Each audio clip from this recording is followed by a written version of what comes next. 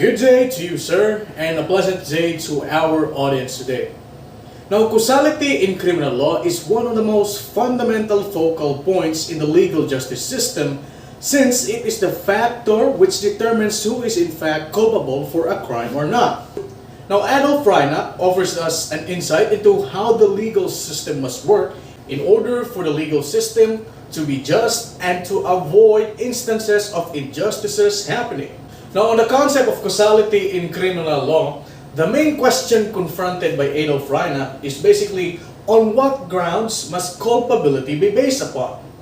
So, Reinach's answer to this, and I also argue, that causality must be based upon objective conditions.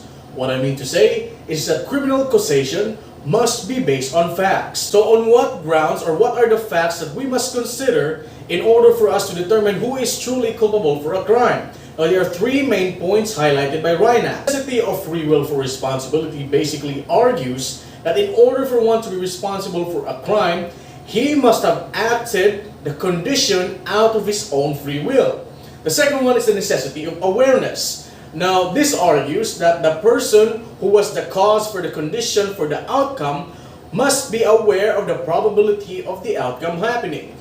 The last one is control over the cause. In order for an individual to be truly responsible for a crime, he must have direct control over the direct cause. So, there are objections given to this argument or this legal framework. Number one, the first argument is the illusion of free will. Many people argue that we cannot hold anyone truly responsible for a crime since free will does not exist in the first place. Second objection is the responsibility for negligence. This argues that regardless if the one in question acted out of negligence or he was not aware of the probability of the outcome happening, he must still be held accountable for the crime since it is our responsibility as human beings to think of the other's well-being at all times. The third one is responsibility by outcome.